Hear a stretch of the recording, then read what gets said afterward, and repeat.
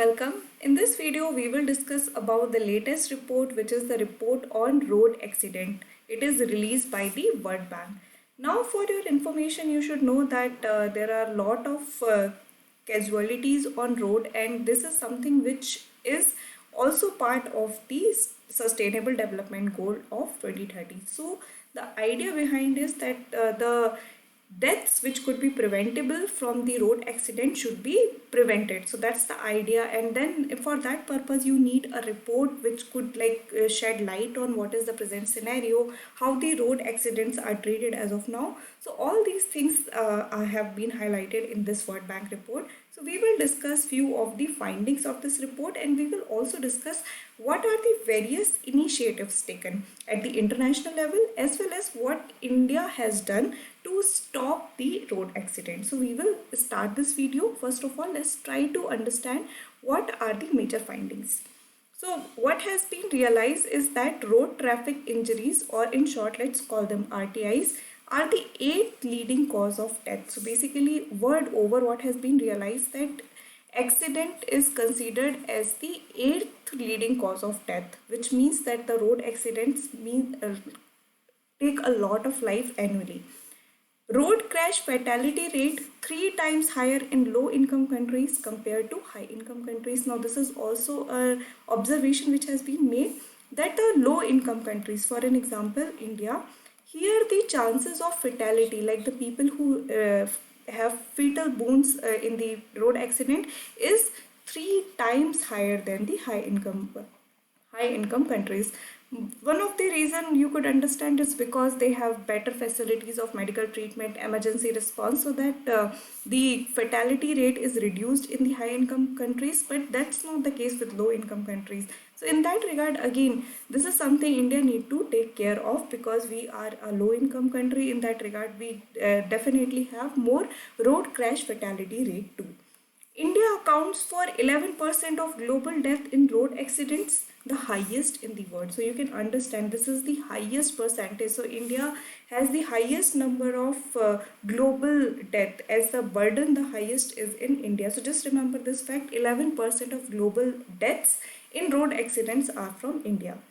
Estimated economic loss of these kind of road injuries or road fatality is 3.14% of the GDP, indicating underreporting phenomena in the country. So again, this is something you need to take into consideration, that road accident not only are taking lives, but they are very detrimental for the economy of a country too.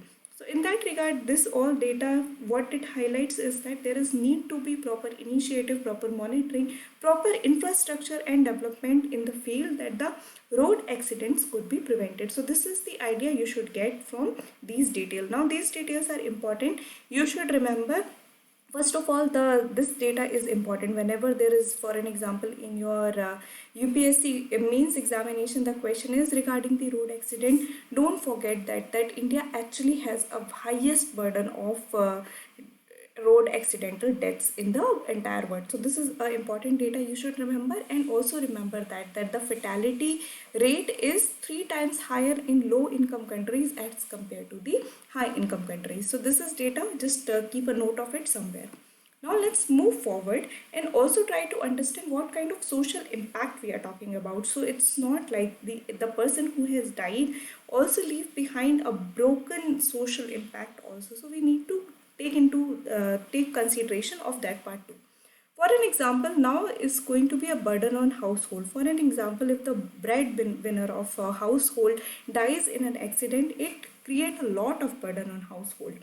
At individual level, road crash injuries and death impose severe financial burden and push entire non-poor household into poverty and already poor into debt. So this is something which the report is highlighting, that what happen if the person is going into the road accident, there will be hospital charges, for an example, and these hospital charges create a lot of financial burden on the family, on the household. So the non-poor, the one who are like almost on the margin, become poor, and the people who are already poor get into the debt.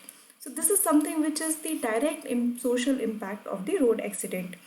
Every road accident death causes depletion of nearly 7 months household income in poor families and pushes the kin of victims in a cycle of poverty and debt. Again, this is something, if you have like various Hindi movies, also Bollywood movies, you would have seen there are incidents where you could see the main lead of the movie has to suffer through because his parents or his father specifically has gone through an accident.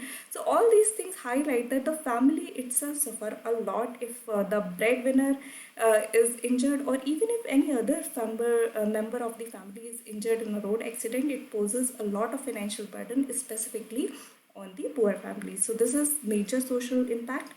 Then the vulnerable road users, which is known as the VRUs. So VRUs bear a disproportionately large burden of road crashes and account for more than half of all road crash death and serious injuries in the country. Who are vulnerable road users? Basically, the laborers, the people who who dwell on the roads itself. So all these people are vulnerable. They are poor, and again, because they are poor, kind of it's a cyclic event or cause and effect phenomena. Because they are poor, they are on road, and because they are on road, they are vulnerable. They do not have means to go to hospital and all. They also are more susceptible to all kind of road accidents. So this is something which again is a social impact. Then the gender specific impact is also there. So about 50% of women were severely affected by the decline in their household income after a crash. So whenever there is a accident or road crash, the household income depletes almost by half. About 40% of the women reported a change in their working patterns post accident, while around 11 reported taking extra work to deal with the financial crisis. So, this is what happened again because if they themselves are into an accident, that will again create a lot of problem for the family, or if the breadwinner of the family or if their children are in the accident, again that's put a lot of pressure on the women of the household. So these are the major social impact of a road accident.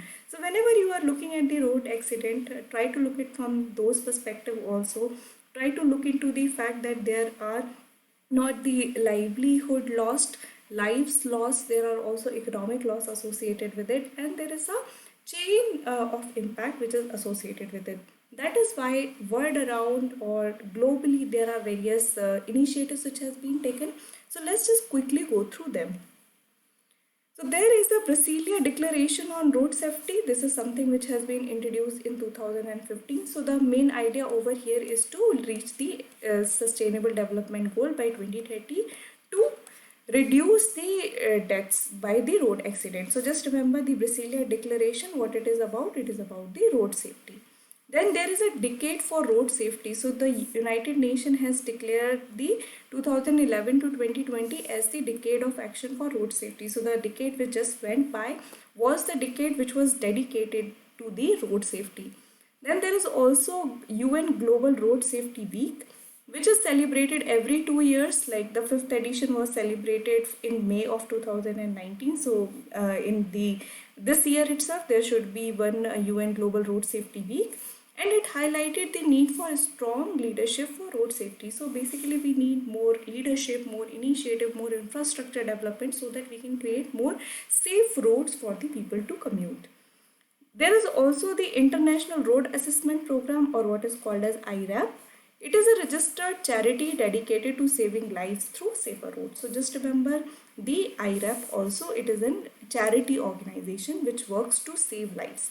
These are the initiatives which are taken at the global level, but India has also come up with the Motor Vehicle Amendment Act.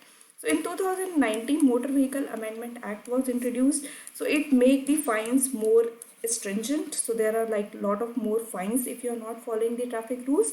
Then it also created a fund for the people who are affected by the road accidents. So they will be the one who will be getting a fund from the this particular under this Motor Vehicle Act. So whatever fines is collected will go to this fund, and this fund will be provided to the victims of road accident.